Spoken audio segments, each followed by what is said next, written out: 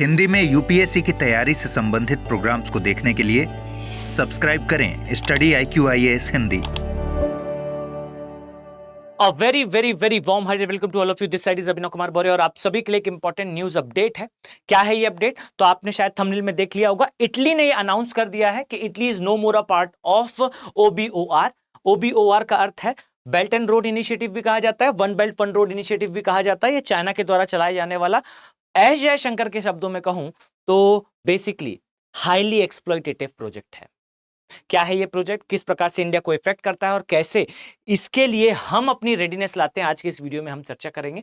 और इस चीज को याद रखिए कि ये UPSC mains point of view से सुपर इंपॉर्टेंट है, बिकॉज ये जो सब्जेक्ट है, ये जो टॉपिक है, ये IR से भी कनेक्टेड है, जियोपॉलिटिक्स से भी कनेक्टेड है और आप पाएंगे कि करंट सिनेरियो में हमेशा ये न्यूज में बना रहता है। अब अगर मैं आपसे कहूं कि इटली, जो कि इस स्थान पर आप देख पाएंगे, यहां पर आने वाला एक देश है, ये क्विट हो चुका है। क्या ये पहला ऐसा देश है? तो आंसर इज नो। आप पाएंगे इस स्थान पर फिलीपींस था, फिलीपींस जो है वो पहले ही क्विट हो चुका है। और इसी प्रकार से आप पाएंगे कि यहां अफ्रीका में भी कुछ नेशंस हैं, जैसे अगर मैं नाम लूं तो सियरा लियोन, ये एक देश है अफ्रीका का, इन्होंने भी घोषणा करी थी कि हम अब OBOR का पार्ट नहीं है। अब क्यों लगातार देश जो है वो OBOR को क्विट कर रहे हैं और एग्जैक्टली ये OBOR है क्या, हम इसे समझेंगे। साथ ही हम यह भी समझने का प्रयास करेंगे कि OBOR के अगेंस्ट भारत की क्या रेडीनेस है, अर्थात IMAC क्या है, और OBOR भारत को किस प्रकार से जो है वो आने वाले समय में इफेक्ट करेगा। इन सभी बिंदुओं पर, इन सारे विषयों पर हम आज के इस वीडियो में चर्चा करेंगे। This is a good informative video. याद रखिए आपको काफी कुछ जानने को मिलेगा, बट ध्यान से समझिए। सबसे पहली चीज कि OBOR है क्या, तो देखिए मैं सिंपल वर्ड्स में अगर आपको समझाऊं तो OBOR 2013 में शी जिनपिंग जो है अचानक से वर्ल्ड फोरम्स के सामने आते हैं और एक एक करके जो है अलग अलग देशों में अपने विजिट के द्वारा पूरे वर्ल्ड को ये इन्फॉर्म करते हैं कि भाई हम एक रिवॉल्यूशनरी अर्थात क्रांतिकारी प्रोजेक्ट लेकर आए हैं, जिसके तहत हम लगभग उन्होंने एक कॉस्ट कहा, जिसे बार बार जो है समय के साथ अपडेट करा गया। कभी ये कॉस्ट जो है 1 ट्रिलियन चला जाता है, कभी ये कॉस्ट 3 ट्रिलियन चला जाता है। इसमें चाइना का ये कहना है, बेसिकली लेमैन वर्ड्स में कहूं तो डियर साउथ ईस्ट एशिया के नेशंस, यानी कि दक्षिण पूर्वी एशिया के देशों, एक बात बताइए, अगर आप चाहते हैं डेवलपमेंट तो इस चीज को ध्यान रखिए, डेवलपमेंट आता है इंफ्रास्ट्रक्चर से और इंफ्रास्ट्रक्चर बनाने के लिए चाहिए पैसा, और वही पैसा हमारे पास नहीं है। तो इसका सोल्यूशन है चाइना। तो चाइना से ले लीजिए लोन लेकर बना लीजिए इंफ्रास्ट्रक्चर और इंफ्रास्ट्रक्चर से कर लीजिए अपना डेवलपमेंट। अब हर एक देश यहां का ये चाहता है कि बेसिकली विकासशील से विकसित कैटेगरी में आए, पर इसके लिए पैसे की कमी और वो पूर्ति करने का प्रोक्लेमेशन देता है चाइना। और जब चाइना ये मनी देगा तो इसको समझिएगा कि होगा क्या कि ये देश बनाना चाहेंगे अधोसंरचना, लेकिन जैसे ही ये अधोसंरचना बनाने आएंगे, इनके पास ना ही कोई कंपनी होगी और ना ही कोई लेबर होगा और ना ही कोई इंफ्रास्ट्रक्चर बनाने के लिए अदर चीजें होंगी। तो यहां फिर चाइना आएगा और चाइना ये कहेगा कि डियर, एक हाथ से लो पैसा, दूसरे हाथ से लो कंपनी और बना लो इंफ्रास्ट्रक्चर। और जैसे ही पैसा जाएगा देश के पास, देश के ऊपर आ जाएगा लोन और फिर वही पैसा चाइना को मिल जाएगा वापस, क्योंकि कंपनी भी चाइनीज है। तो इस तरीके से चाइना का पैसा घूमकर चाइना तक तो शायद आ जाए, लेकिन यहां सबसे बड़ा प्रॉब्लम यह है कि ये देश लगातार क्या होते जाएंगे, लगातार जो है वो लोन के बोझ में दबते जाएंगे। और इससे चाइना जो है वो क्या करेगा, तो याद रखिए इन देशों के अंदर चाइना का इन्फ्लुएंस या कह लीजिए प्रभुत्व ये समय के साथ बढ़ता जाएगा और चाइना के जो एक्सप्लॉइटेटिव प्रोजेक्ट्स हैं या वो इंटरवेंशंस हैं जो आने वाले समय में इन देशों के अगेंस्ट होंगे और शुरुआती दौर में जो है अपने प्रतिद्वंदी, जैसे आप समझ सकते हैं इंडिया हो गया या फिर USA हो गया, इसे काउंटर करने का चाइना इससे प्रयास करेगा। तो ये 2013 के आसपास जो है वो लॉन्च करा गया एक प्रोजेक्ट था। इसमें चाइना के अकॉर्डिंगली, मैंने यहां लिख रखा है स्पेशली, चाइना के अकॉर्डिंगली लगभग 150 देश इसका पार्ट थे। पर याद रखिए कि देशों की संख्या हमेशा सही चाइना नहीं बता सकता और ना ही कोई बता सकता, क्योंकि समय के साथ देश इसका पार्ट बनते हैं और विड्रॉ भी कर जाते हैं। अब इसकी एस्टिमेटेड कॉस्ट जो है 1.3 ट्रिलियन है, कभी कभार इसे जो है वो 4.5 ट्रिलियन एंड इवन कभी कभार इसे 7 ट्रिलियन तक काउंट करा जाता है। इसमें चाइना कहता यह है कि ये रोडवेज, रेलवेज, वाटरवेज इवन यानी कि जो मैरीटाइम रूट है, जो समुद्री मार्ग हैं, उनका तक जो है वो एक लिंक जनरेट करेगा, जहां पर पाइपलाइंस भी होंगी और इंफ्रास्ट्रक्चर का डेवलपमेंट होगा। अब इस चीज को देखिएगा कि OBOR हमें मोटा मोटा तो समझ में आता है कि चाइना जो है वो देशों को पैसा देकर या स्वयं की कंपनी देकर उनके देश में जो है रोडवेज, रेलवेज बनाएगा, इससे देशों के अंदर उसका प्रभुत्व आएगा।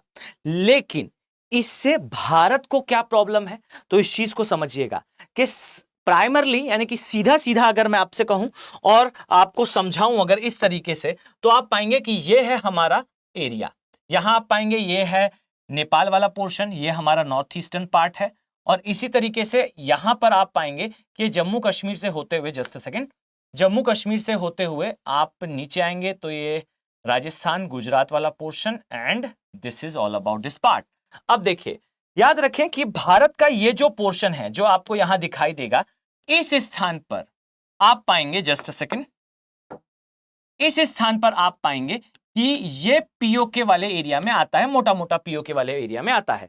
अब चाइना ने अपने OBOR का एक लिम्ब अर्थात एक आप कह सकते हैं एक्सटेंशन निकाल कर लाया है पाकिस्तान, जिसे कहा जाता है CPEC।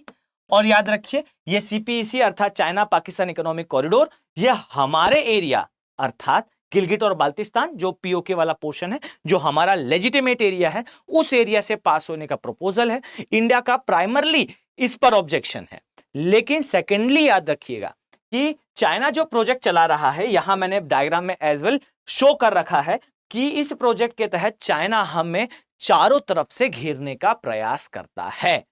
याद रखिए, एक तो हम OBOR का जो है ऑफिशियली पार्ट नहीं है, हम इसको अपोज करते हैं, और सेकेंडली कि अपोज करने का रीजन प्राइमरली तो यह है कि हमारे जो लेजिटिमेट एरिया है वहां से पास होता है बिना हमारे अप्रूवल के, और सेकेंडली ये हमें ही सर्किल करने का प्रयास है।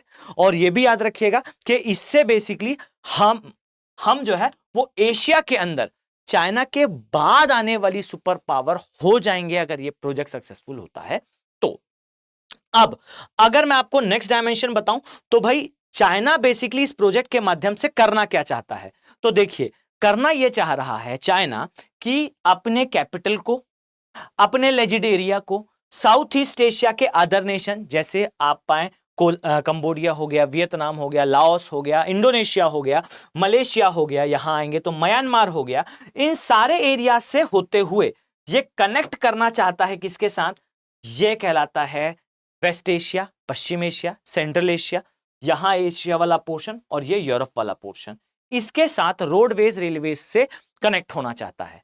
अब ये जो कनेक्शन है ये बेसिकली है सिल्क रूट का जीर्णोद्धार या कह लीजिए री एनर्जाइजेशन ऑफ सिल्क रूट। एक समय पर सिल्क रूट हुआ करता था जो स्टार्ट होता था चाइना के इस स्थान से और ये यूरोप तक जाया करता था, जिसमें सिल्क का जो है ट्रेड होता था। और यथार्थ बात यह है कि एक समय पर यह काफी ज्यादा इंपॉर्टेंट था वर्ल्ड ट्रेड के लिए। अब चाइना यही चाहता है कि चाइना इसे ही दोबारा एनर्जाइज कर ले, इसे ही दोबारा बना ले, जिससे चाइना सुपर पावर हो जाए और अन्य देश जो है वो चाइना के लिए एक नया वर्ड यूज करा जाता है जिसे कहते हैं इकोनॉमिक कॉलोनिज्म, अर्थात जो आर्थिक उपनिवेशवाद है चाइना वो इस स्थान पर इन देशों पर लाना चाहता है। अब आपके दिमाग में एक प्रश्न आएगा कि पहली चीज तो ये जो देश हैं जिनके अगेंस्ट चाइना ये कर रहा है, या मैं कहूं अफ्रीका के जो देश हैं उनके साथ जो चाइना कर रहा है, ये जब बातें हमें पता है तो इन देशों को नहीं पता। तो इस चीज को समझिएगा कि हर एक देश के अंदर एक डेमोक्रेटिक गवर्नमेंट है जो 5 या कुछ वर्षों के लिए आया करती है और उन्हें पता है कि वो आने वाले 10, 20, 50 साल में भी अपने देश के अंदर वो इंफ्रास्ट्रक्चर नहीं बना सकते जो चाइना के दिए हुए लोन से 5 साल के अंदर बन जाएगा। लॉन्ग टर्म में उसके क्या इफेक्ट होंगे इस पर ज्यादा फोकस करने के बजाय वो इस बात पर फोकस कर जाते हैं कि अगर चाइना से इन्वेस्टमेंट ले लिया जाए तो इन डेमोक्रेटिक नेशन के अंदर या जिस भी प्रकार का वहां पर सिस्टम है वो शॉर्ट टर्म गोल्स पर ज्यादा फोकस कर रहे हैं rather than long term goals पर, पहली चीज। दूसरी चीज, चाइना का रिप्रेजेंटेशन अर्थात चाइना का इस चीज को समझाना कि ये किस प्रकार से जो है वो इंपॉर्टेंट है उन देशों के लिए, यह काफी मायने रखता है, क्योंकि चाइना तो इसे ग्लोरीफुल मैनर में समझाने का प्रयास करता है कि एशिया का बुद्धा चाइना है और हमारे दिए हुए लोन से देश का विकास हो जाएगा, इस प्रकार के प्रोक्लेमेशन चाइना दिया करता है। अब इस चीज को देखिए कि जो चाइना का OBOR है, ये OBOR के अगेंस्ट भारत की या मैं कहूं USA की, इस पर मैंने एक बार डेडिकेटेड वीडियो और बनाया था जिसमें यूरोप के गलियारे के बारे में जो है वो चर्चा करी गई थी। याद रखिए इसमें वर्ल्ड की तैयारी क्या है, इसमें वर्ल्ड की रेडीनेस क्या है। तो यहां ध्यान से देखेंगे तो आपको समझ में आएगा कि USA अगर चाइना पावरफुल होता है तो बेसिकली जो USA की हेगेमनी है, जो USA का वर्चस्व है वर्ल्ड में, ये उसे ही चैलेंज करना होगा। और याद रखिए कि इससे USA को होगा घाटा, इसलिए USA पहले से चला रहा है एक प्रोजेक्ट जिसे कहा जाता है, इनिशियली इसे कहा जाता था B3W, मैं पहले भी बता चुका हूं, ब्रिंग बैक बेटर वर्ल्ड, या आप कह लीजिए आज के समय में इसे एक नए तरीके से रिप्रेजेंट करा जा रहा है जिसे कहा जाता है PGII, it is participation for global infrastructure and investment. इसमें क्या कहा गया है, इसमें कहा गया है लगभग 600 बिलियन US डॉलर का इन्वेस्टमेंट होगा, जिसमें से 300 बिलियन US डॉलर यूरोप और 200 के अराउंड जो है वो USA देगा, और बाकी का जो है वो समय के साथ अरेंज करते हुए इंफ्रास्ट्रक्चर बनाया जाएगा। लेकिन कहां बनाया जाएगा, तो देखिए जहां पर OBOR बात करता है शांघाई से होते हुए, अब यहां समझिएगा, शांघाई से होते हुए, चाइना से होते हुए एक मैरीटाइम रूट होगा। ये मैरीटाइम रूट जो है इंडियन ओशन से होते हुए अफ्रीका जाएगा। यहां याद रखिए सोमालिया, केन्या, युगांडा, तंजानिया, इन देशों के अंदर चाइना जो है वो हैवी इन्वेस्टमेंट कर रहा है। और इवन मैं अगर आपको बताऊं तो अभी के समय हमने इस पर थोड़ा कंट्रोल कर लिया, नहीं तो मैं आपको एक अचंभे की बात बताता हूं कि चाइना के द्वारा बनाई गई गाड़ियां, जो मोटरसाइकिल्स होती हैं, वो असेंबल होती थी अफ्रीका में, यानी कि चाइना के अंदर गाड़ियों के अलग अलग पार्ट बनाए जाते थे, उन्हें बक्सों में बंद करा जाता था और भेज दिया जाता था कहां, अफ्रीका, और अफ्रीका में मैकेनिक उनको जोड़कर जो है असेंबल कर दिया करता था गाड़ी। और सबसे बड़ा जो टू व्हीलर का मार्केट था वो चाइना का था, चाइना ने ही इसे कैप्चर कर रखा था। अभी आप पाएंगे कि भारतीय कंपनी, मैं नाम नहीं लेना चाहता, बट बहुत सारी कंपनीज आप सर्च करेंगे तो आपको इजीली मिल भी जाएगा, जो अफ्रीका जाकर वहां पर जो है वो गाड़ियों का प्रोडक्शन कर रही हैं और अच्छी क्वालिटी की गाड़ियां बना रही हैं, जो ये दिखाता है कि भारत भी अफ्रीका में अपना मार्केट खोजा करता है और चाइना इसमें जो है कंपीट करता है। अब आप देखेंगे कि यहां के देश हो, चाहे वो केन्या हो, युगांडा हो, तंजानिया हो, यहां पर भी चाइना जो है वो heavy investment roadways, railways, airport even construct कर रहा है। इवन जिन देशों को एयरपोर्ट की आवश्यकता भी नहीं है, उन देशों में तक एयरपोर्ट और जो है वो अन्य फैसिलिटीज प्रोवाइड करी जा रही हैं।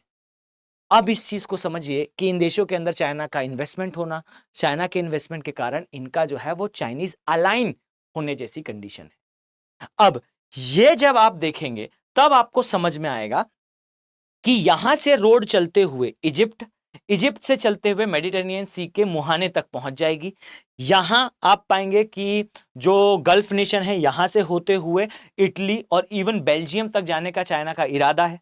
इसी तरीके से यहां से चलते हुए जो है वो सेंट्रल एशिया से वेस्ट एशिया और ईस्ट एशिया को कनेक्ट करने का चाइना का जो है ये प्रोजेक्ट है। एक समय पर जर्मनी इसकी काफी तारीफ किया करता था, एक वर्ड यूज होता था, Germany is in honeymoon of China.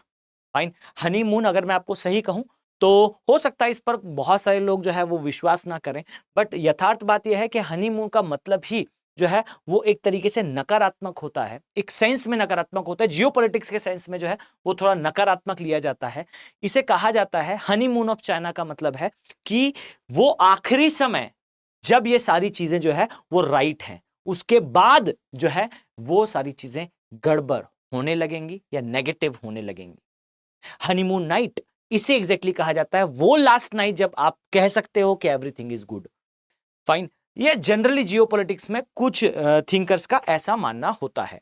अब इसको समझिए, जर्मनी एक समय पर बहुत ज्यादा जो है इस प्रोजेक्ट को सपोर्ट करा करता था, धीरे धीरे करके रियलाइजेशन आया कि ये एक्सप्लॉइटेटिव प्रोजेक्ट है चाइना का, और जो एंशिएंट टाइम का सिल्क रूट था उसको दोबारा एनर्जाइज करने के नाम पर चाइना बेसिकली जो है इस एरिया में अपनी हेगेमनी स्टैब्लिश करना चाहता है। अब इसके अगेंस्ट जो आईमैक प्रोजेक्ट मैंने आपको बताया, आईमैक बेसिकली क्या है, इंडिया, यहां आप पाएंगे जस्ट अ सेकेंड, इस तरीके से या आप पाएंगे कि India middle east Europe economic corridor, ये बेसिकली जो है वो एक कॉरिडोर है जहां पर जैसे चाइना रोडवेज, रेलवेज और जो है वो पोर्ट्स के माध्यम से इंफ्रास्ट्रक्चर डेवलपमेंट करता है, आईमेक में भी जो है वो इसी तरीके से एक बेहतर मैनेजमेंट करा गया है। अब यहां समझिएगा, यहां केवल रोडवेज रेलवेज बनाने की बात नहीं है, यहां पर टेक्नोलॉजी ट्रांसफर की बात है, यहां फाइबर ऑप्टिक्स की बात है, यहां पर संचार की और कम्युनिकेशन की बात है, कोऑर्डिनेशन की बात है। ये एक स्टेप अहेड है चाइना से। और इसका सबसे बड़ा बैकबोन आप देखेंगे आईमेक का, आई स्टैंड फॉर इंडिया, ये इंडिया से बेसिकली जो है वो स्टार्ट होगा, ये कनेक्ट करेगा बेसिकली भारत को यूरोप के साथ। सो वर्ल्ड की ये तैयारी है बेसिकली चाइना के द्वारा चलाए जाने वाले प्रोजेक्ट के अगेंस्ट। तो आई थिंक आपको ये समझ में आया होगा कि क्या रीजन है कि फिलीपींस या अफ्रीका के नेशन या आज के समय इटली क्यों लगातार ओबीओआर को क्विट करते जा रहे हैं। अभी याद रखिएगा, जो सीपीई से मैंने बताया, चाइना पाकिस्तान इकोनॉमिक कॉरिडोर, उस कॉरिडोर में इवन चाइना ने जो है वो एक सिटी बसाई थी ग्वादर पोर्ट के पास, बेसिकली पाकिस्तान के अंदर। पाकिस्तान में इसके अंदर अगेंस्ट जो है काफी प्रोटेस्ट भी हुए।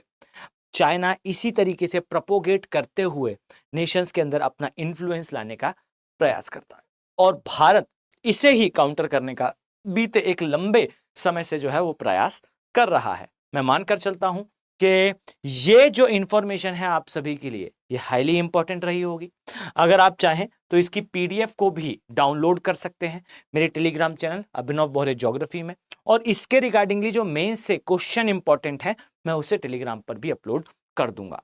ये याद रखिए कि इसके साथ आपके लिए एक बेहतर अपॉर्चुनिटी है स्टडी आईक्यू का जो P2I बैचेस हैं, बैच 5th, ये 14 दिसंबर से स्टार्ट हो रहा है। ये इवनिंग का बैच है, और ये याद रखिए कि ये बैचेस आपके लिए हाईली इंपॉर्टेंट है अगर आप 2025 में यूपीएससी का प्री फेस करने वाले हैं। ये फाउंडेशन बैच है, इसमें आपको सब कुछ इंक्लूडेड मिलेगा, अर्थात ये फुल पैकेज है। मैं स्पष्ट कर दूं आपको, इसमें जो है वो preliminary examination, mains examination, interview guidance programme हो या फिर अंत तक जो है वो सारा सिलेबस कवर करना हो, ये सब कुछ इंक्लूडेड है। और साथ ही प्रिलिमिनरी एग्जामिनेशन के प्रायर आपका एसआईपी प्रोग्राम भी इंक्लूडेड है, which is a crash course, यानी कि आपको जो है प्री के पहले पूरा सिलेबस एक बार ठीक से जो प्री पॉइंट ऑफ व्यू से इंपॉर्टेंट है वो करा दिया जाएगा।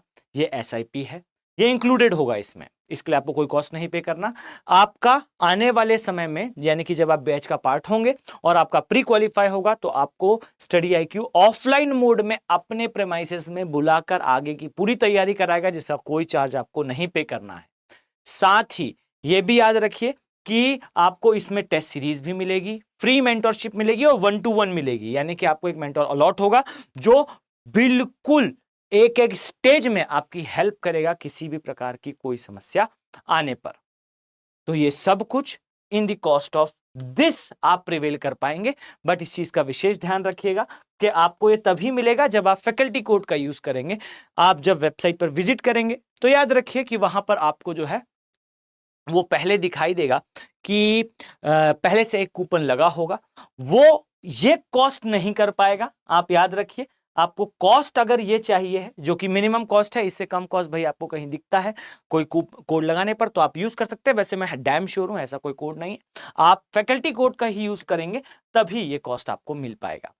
तो इसे याद रखिए कि आप इसका पार्ट बन सकते हैं। अगर आप 25 के लिए प्रिपरेशन कर रहे हैं, तो 24 के लिए कर रहे हैं, तो मैं मानकर चलता हूं कि आपने एक सतही तौर पर ही सही पर एक बार पूरा सिलेबस कवर करा होगा और शार्पनेस आप लाना चाह रहे होंगे। तो आपके लिए एसआईपी प्रोग्राम है, ये एसआईपी मतलब सक्सेस इन प्रीलिम्स प्रोग्राम। अगर आप फाउंडेशन का पार्ट बन रहे हैं तो इसे लेने की आवश्यकता नहीं है, क्लियर, क्योंकि ये आपके फाउंडेशन यानी कि P2I बैचेस में इंक्लूडेड है। एसआईपी का अगर आप पार्ट बनते हैं तो आपको 2024 का जो प्री है उसके लिए आपकी सारी रेडीनेस जो है वो प्रिपेयर हो जाएगी। साथ ही इसमें टेस्ट सीरीज भी है, और इसका ध्यान रखिएगा कि आपको अलग से जो है वो टेस्ट सीरीज का भी जो है ऑप्शन अवेलेबल है, बट वो तब जब आप जो है वो ठीक से प्रिपरेशन कर चुके हैं और आपका सारा सिलेबस कवर है। तो मैं मानकर चलता हूं कि वीडियो आपके लिए काफी इंफॉर्मेटिव रहा होगा और आप सभी अपने लक्ष्य की तरफ लगातार बढ़ रहे होंगे। मैं डेली 1 से 2 करंट अफेयर लाने का प्रयास करूंगा अब तक, और उम्मीद करूंगा कि आप सभी इसे जो है वो शेयर जरूर करेंगे अगर आप क्वालिटी कंटेंट तक पहुंचना चाहते हैं तो। चलिए मिलते हैं नेक्स्ट वीडियो में। Have a very nice day. Thank you. Hindi में यूपीएससी की तैयारी से संबंधित प्रोग्राम्स को देखने के लिए सब्सक्राइब करें स्टडी IQ IAS हिंदी।